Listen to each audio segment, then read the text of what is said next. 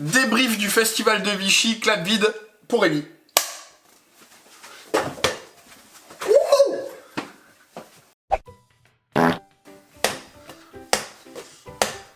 Yo tout le monde, bienvenue sur cette toute nouvelle vidéo sur la chaîne YouTube Game Trotter. Je s'agis de Pierre-Louis, tu s'agis de Julien. Enchanté. Enchanté. Vidéo un petit peu particulière puisque aujourd'hui nous n'allons pas parler d'un jeu en particulier, mais nous allons débriefer. On va débriefer le festival des jeux qui a eu lieu à Vichy le week-end dernier. Incroyable. C'était un gros festoche pour nous, on en a vraiment bien profité. On était en zone pro grâce au badge presse et on était aussi en zone pro grâce au badge magasin labyrinthe. Ce qui était plutôt cool. Ce qui était plutôt cool. Les deux casquettes, boutique, presse. Moi j'étais que en presse parce que je travaille pas à la bière. Et du coup, on a bien profité du festoche pour voir un maximum de jeux présentés par moultes éditeurs, sauf Asmodée. C'est ça, nous on y a été le dimanche et le lundi et le samedi soir à la soirée du Off. C'était un festival qui se déroulait du 18 au 20 septembre 2021. Donc on en a profité pendant 2 jours pleins. Carrément, 2 jours C'était pleins. fou. C'était vraiment top. Ce qui était génial aussi, c'est d'avoir vraiment une zone dédiée aux pros, ce qui nous a permis le lundi de travailler dans de meilleures conditions. On a fait beaucoup de rencontres à ce festival de Vichy. Ouais, c'est ça qu'on pourra retenir en premier, c'est vraiment les rencontres où ça nous a permis de rencontrer pas mal de gens, aussi bien des auteurs, aussi bien des futurs amis, aussi bien des éditeurs. C'est beaucoup de rencontres pour nous. Ça fait très plaisir. Petite pensée pour Aircom Rémi. bien Forcément, évidemment. tu nous manques déjà, on espère te retrouver bientôt. Carrément. Allez suivre son Instagram, on vous le met juste là en bas. Aircom Rémi, pépite. On pense évidemment à Marie Grandjeu. Oui, On va la réfléchir. forcément. Marie Grandjeu, alors c'est pas Marie Grandjeu, c'est Marie GRD Jeux, Ouais. que vous retrouvez sur Instagram. Elle a un compte vraiment cool, du cosplay, du jeu de société, ça se costume et ça joue. Exactement. Suivez-la. On était aussi avec Tom de la chaîne YouTube Il était un jeu que vous connaissez très certainement. Vous le connaissez sûrement si vous avez cherché dans votre vie une vidéo règle qui parlait de skijo. Exactement, c'est sa vidéo la plus. Sans oublier bien évidemment les jeux d'Oz, moments ludiques qui sont les Ludy Boys. Forcément, on était super content de pouvoir Bah ouais. rencontrer ces gens-là et de vraiment mettre finalement un visage et une voix sur un compte Instagram. Et on a rencontré plein d'autres personnes avec qui on n'a pas forcément eu le temps de parler, mais on va se rattraper. Donc clairement, c'était globalement très court en fait comme festival. Le fait de faire 2 jours comme ça plein, on essaye de voir un maximum de jeux. Entre 2 tables, on se croise, on essaye de tchatcher un petit peu. Mine de rien, c'était vachement dédié aux jeux de société. On va parler un petit peu du festival de Vichy parce que cette année, Vichy est entré à l'UNESCO. Oui. La ville de Vichy, c'est vraiment déjà très Ouais, cool. c'est l'eau de Vichy même. Félicitations, exactement. Et en plus de ça, Ville d'eau. ça a amené le fait que le festival de Vichy se classerait potentiellement comme le 2e plus grand festival de France après Cannes. Ce serait justifié. En même temps, c'est aussi la circonstance un petit peu du coronavirus qui aide. Ce qui est bizarre de dire ça comme ça. Ouais, c'est vrai. Mais finalement, c'est celui qui a eu lieu l'an passé. C'est le seul qui a eu lieu l'an passé. Ouais, bah il y avait personne l'an passé. Il n'y avait personne. C'était quand même pas mal. On a découvert Micro Macro l'an passé. Non, comme ça. ouais, c'est vrai. C'était bien ça. Mais cette année, il y avait 36 distributeurs, éditeurs et il y avait plus de 120 boutiques qui étaient inscrites. Une zone publique immense dans un palais des congrès toujours aussi magnifique. Ça fait extrêmement plaisir que Vichy se classe parmi les plus grands festivals de France. Carrément, nous on peut pas rêver mieux, on habite à côté, qu'on habite à Clermont, on habite à Riom, on habite à Vichy, dans tous les cas on est en gros en Auvergne et ça nous fait plaisir aussi d'avoir un événement central comme celui-là. Ce qui le rend aussi vachement central, c'est le fait que le groupement des boutiques ludiques se soit un petit peu approprié l'événement en termes de prix. Ce qu'on pourrait aussi mettre en avant, c'est justement cette remise des prix du groupement des boutiques ludiques. Le groupement des boutiques ludiques avait déjà fait une présélection de 3 catégories. Catégorie prix de l'auteur, catégorie prix du travail éditorial et catégorie prix du travail d'illustration. Ouais, c'est ça qui est bien dans la remise des prix des groupements des boutiques ludiques. C'est pas forcément des jeux qui sont évalués pour le jeu en lui-même, le gameplay, etc. ou l'innovation. C'est plus sur le côté éditorial, on va dire, de la chose. Et finalement, c'est les gens. Ils ont mis l'accent sur les gens et pas les jeux. Ce qui est aussi difficile à dire, puisque forcément, nous, ce qu'on voit, c'est les jeux et pas les gens. Et là, on se retrouve à parler des gens. Lorsqu'on parle des gens, on pourra parler pour le prix de l'auteur de l'année de Cyril Blondel, pour Ricochet. Ouais. On pourra parler du magnifique travail d'illustration sur Micro Macro, réalisé par Hard Boiled Games. Le jeu, c'est un jeu de Johannes Sich, et sûrement qu'en allemand on dit Johannes Sich. Le prix du travail éditorial est récompensé Gigamic pour son travail sur La Maison des Souris de Théo Rivière et de Elodie Clément. C'était chouette aussi d'avoir justement cette vision un petit peu différente du jeu de société en termes de personnes. Ça nous fait plaisir justement de mettre des noms sur des jeux. Et des visages sur les personnes qui font les jeux. Oui, On a vu des auteurs quand même. carrément, on a vu des auteurs. Ah ouais. On a vu entre autres Théo Rivière. Théo Rivière, on a pris une incroyable photo devant Dune Imperium qui semblerait être son jeu de l'année, mon jeu de l'année, Mon jeu de l'année. ton jeu de l'année, notre jeu de l'année. C'est Dune Imperium. Ouais. Si vous n'y avez pas joué... Incroyable. Allez voir notre vidéo si vous l'avez pas encore vue, elle est juste là ou là. Et ça vaut vraiment le coup. Je suis une queue. Dans cette vidéo, on va pas seulement vous parler de comment était le festival de Vichy, puisque sinon on va vous dire pendant 30 minutes que c'était extrêmement cool. Oui, probablement qu'on utilisera un maximum de superlatifs pour vous dire que c'était incroyable. Coupe-moi la parole. Oui. Coupons-lui la parole. On va vous présenter les 3 coups de cœur qu'on a retenus de ce festival, puisqu'on a eu la possibilité de jouer à pas mal de jeux différents. On n'a pas joué au même jeu. Non, on n'était pas Non. beaucoup ensemble en fait. Bah non, parce que lui il était plus avec la boutique parce qu'il fallait qu'il travaille, Ouais. et moi j'étais plus côté presse pour m'amuser, comme une chèvre. On va commencer par tricher parce qu'on a déjà dit que c'était un top 3, on va mettre une mention spéciale. La mention spéciale, elle est pour un prototype. On a Tu commences par ça. Ouais, j'ai trop envie de commencer C'est- par ça, ça me fait trop Il plaisir. prend les rênes de la Non mais vidéo. le truc c'est que les gens peut-être qu'ils veulent pas rester et ils se disent autant il va nous balancer le truc direct qui va bien. Et ça ils Ouais, s'y mais attendaient non, pas. c'est le watch time, il faut leur dire petit à petit. Oui, mais ça, inespéré. Ah, ça fait déjà 7 Le meilleur proto. Alors le meilleur proto c'est toujours très difficile parce qu'on n'en a pas testé des masses et des masses, Ouais. mais on a eu quand même un coup de cœur. Le coup de cœur c'est pour Complice, d'Antonin Bocara et deux autres auteurs complices de ce crime. Que des... Oh, c'est Quoi dur. Oh là, c'est dur. Oh là là, c'est dur. Il est Putain. perdu. Il est perdu. Complice, c'est un jeu d'Antonin Bocara et de deux compères dont on ne connaît pas le nom. C'est un jeu de communication À deux joueurs. Ouais. qui va se faire dans un temps imparti avec un labyrinthe. Ce labyrinthe, il a des murs qui vont être colorés en bleu et en rouge et en noir. Les murs en noir seront communs et les murs en bleu seront pour un joueur. Les murs en rouge seront pour un autre joueur. Mais comment on fait? Au niveau de la vision, vous allez avoir un joueur qui va porter des lunettes bleues, un joueur qui va porter des lunettes rouges. Ce qui va faire que le joueur avec les lunettes bleues ne voit pas les traits bleus. Ce qui va faire que vous vous retrouvez avec l'absence de votre couleur. Vous allez essayer de communiquer au mieux avec votre coéquipier qui tient le stylo, le joueur rouge tient le stylo et va commencer justement à pouvoir bouger ce stylo. On réalise un casse. Faut traverser le labyrinthe et essayer eh bien, de récupérer un maximum de pièces et de trouver des trésors pour accumuler un maximum de pièces. C'est ça. C'est vraiment le jeu en temps réel avec le principe de communication qui est pas forcément évident. C'est fun. Franchement, ça se marrait autour de la table et on se marrait aussi rien que de le regarder.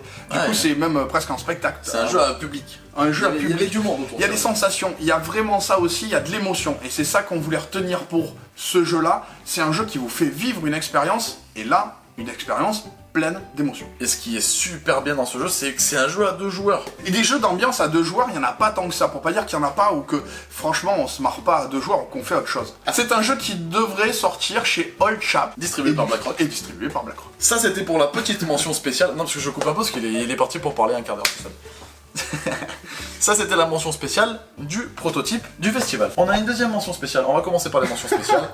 Et après, On voulait vous parler de 6 jeux, on réussit pas, c'est non, impossible, on n'y arrivera pas. Du coup, la deuxième mention spéciale est un jeu qu'on qualifierait pour enfants, mais qui ne l'est pas au extrêmement. niveau du non plus, quoi. badgeage, ouais. Ouais, c'est ça. C'est un jeu pour 8 ans et plus, et qui s'apparente à un jeu enfant, et qui est extrêmement cool. Il s'agit de Pas vu, pas pris. Pas vu, pas pris, ça a un truc de très particulier, c'est que lorsqu'on vous explique la règle, vous vous dites ouais, ok, je vois bien le truc. Niveau matériel, c'est un peu fou, hein. On se retrouve avec des meubles que vous allez pouvoir bouger, et votre but, c'est d'essayer de faire traverser des fantômes. Vous allez essayer, en l'espace de très peu de manches, de gérer vos fantômes pour justement les faire bouger et les faire traverser. Et à la fin, vous allez avoir un dé qui va déterminer où vous allez placer une petite serrure, et vous allez pouvoir regarder à travers la serrure si vous voyez des petits fantômes qui ne sont pas assez bien cachés et qui seront donc éliminés. Lorsque vous allez les éliminer, c'est aussi ça qui va vous donner vraiment le principe du jeu. vous allez justement essayer ensuite de les cacher mieux, utiliser le mobilier et tout. C'est très malin. Et en fait, là où c'est hyper malin, vous le testez, on vous dit, voilà, maintenant, est-ce que tu vois mon fantôme? On se retrouve à enlever sa chaise, la virer, se mettre à quatre pattes, regarder par le trou de la serrure, et au moment où on est en train de regarder par le trou de la serrure et de se dire, je le vois ou je le vois pas? Je le vois. Et là, vous vous dites, mais le jeu a déjà marché. Je suis en plein milieu d'un festival, j'ai jeté ma chaise derrière moi, je suis à quatre pattes en train de jouer au jeu.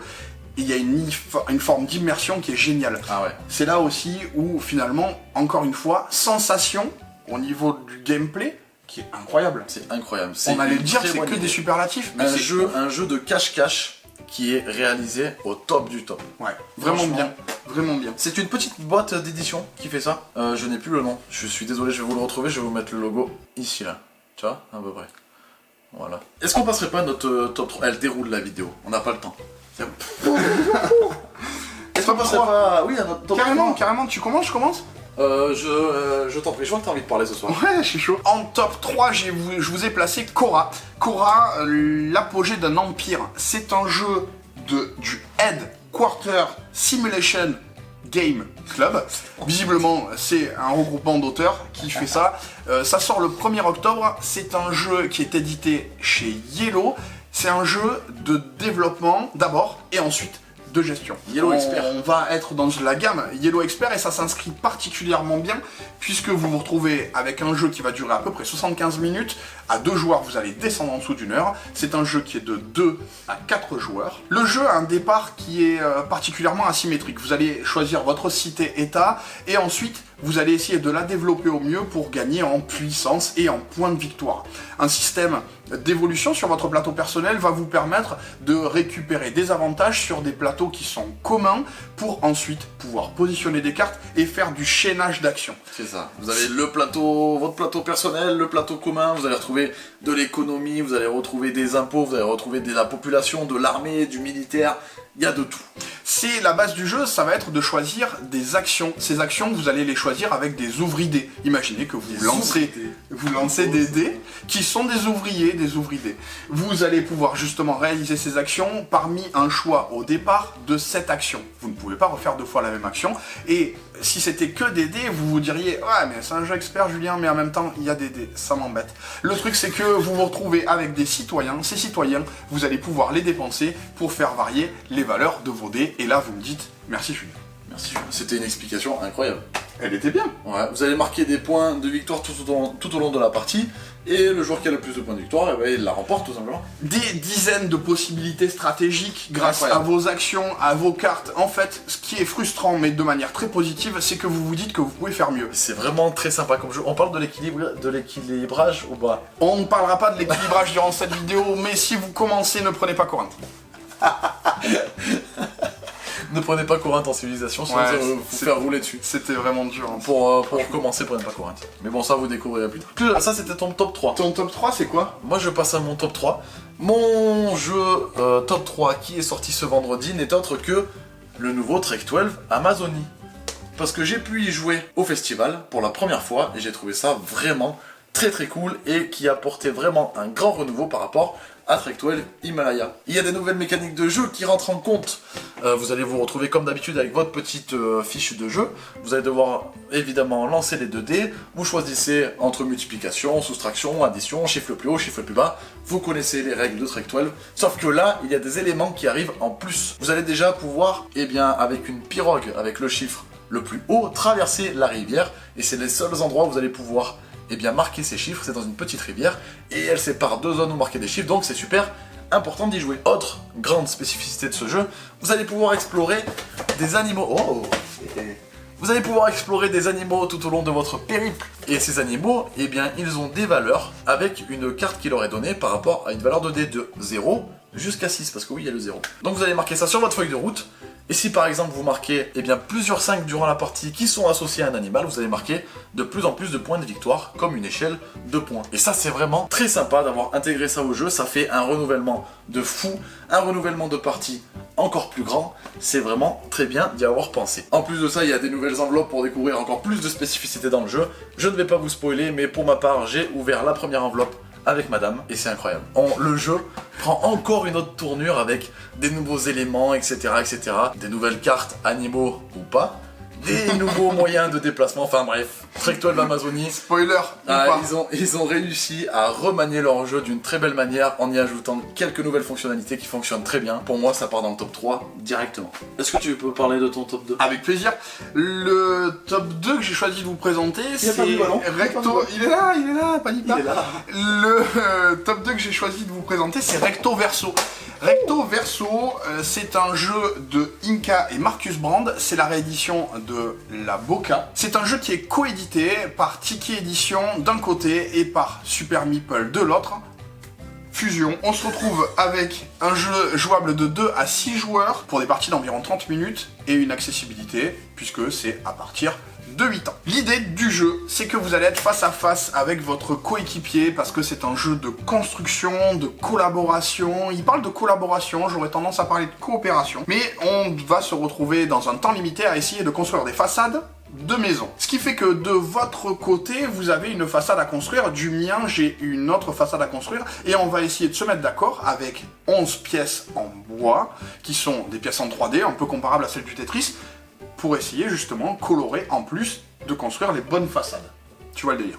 Moi j'ai pas joué à ça. Je pourrais rien dire, je connais pas. L'idée c'est que vous allez avoir le coup de pression de savoir qu'est-ce que vous voyez que votre coéquipier voit aussi. Le conseil, c'est de demander à votre coéquipier ce qu'il ne voit pas. Comme ça, vous vous retrouvez à justement essayer de déduire les positionnements des différentes pièces. On se retrouve à essayer de construire au fur et à mesure avec ce côté un petit peu stress de qu'est-ce qu'on voit pas. Particularité du jeu, c'est que vous vous retrouvez à obligatoirement utiliser les 11 pièces. On n'est pas sur un seul plan au niveau de la façade de votre bâtiment, ce qui va faire que potentiellement vous allez avoir des couleurs qui ont en plus un décalage. Il va falloir essayer d'évaluer ça pour justement construire au mieux ensemble, dans un minimum de temps, les deux façades du bâtiment. C'est hyper challenging à faire, ce mot.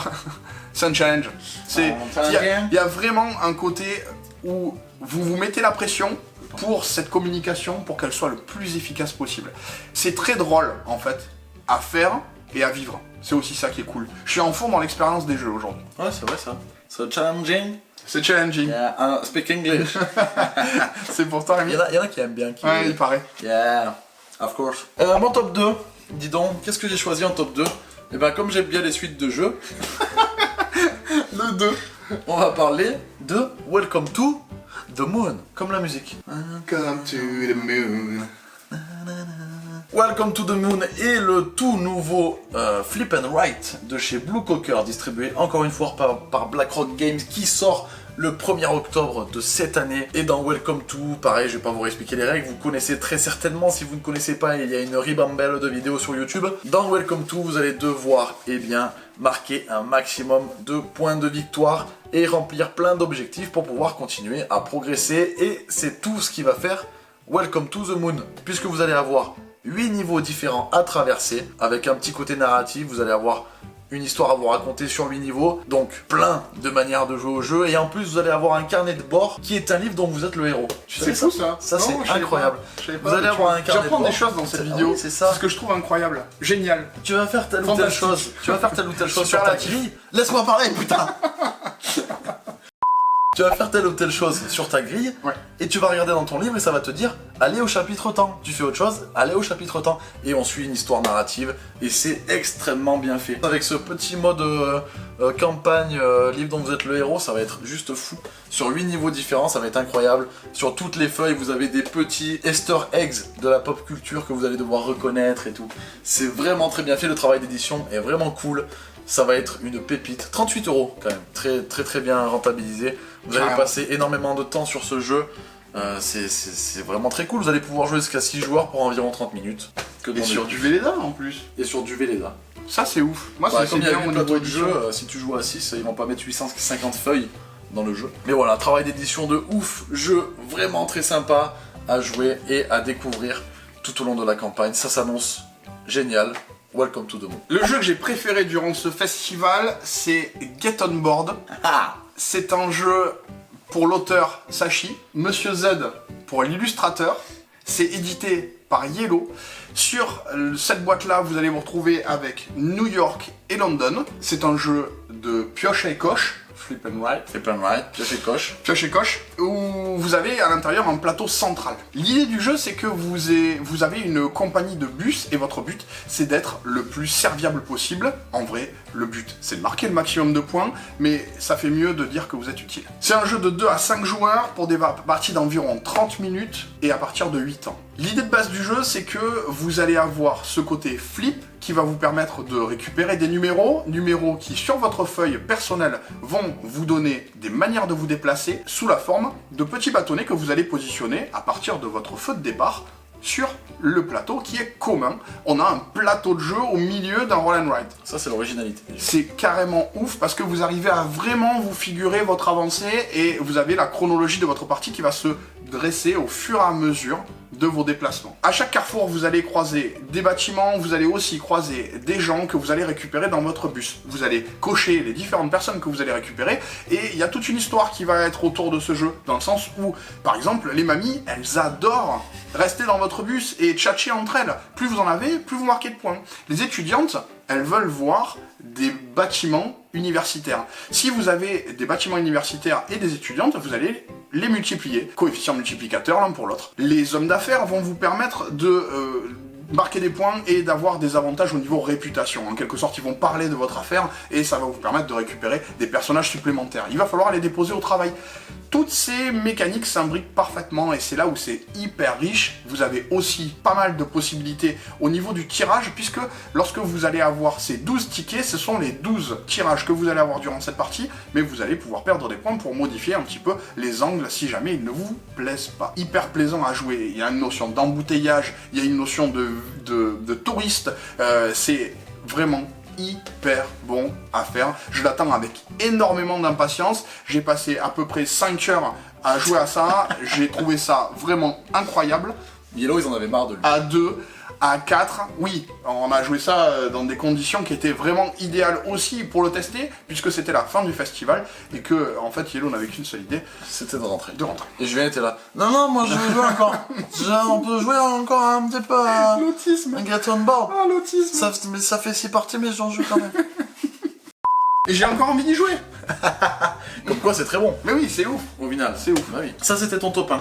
Ouais, c'est mon top 1. Oh putain, tu sais quand est-ce que ça arrive ou pas? Ça arrive en novembre, ouais. Ah. Malheureusement, il faudra être patient. Ça, c'est intéressant. Faudra être patient. Mais ouf, j'ai fait une petite, j'ai fait un petit post Insta justement pour raconter une histoire tellement je trouvais que le jeu avait une manière plaisante à être raconté. Ouais, c'est vrai. Et très bien raconté d'ailleurs. Merci.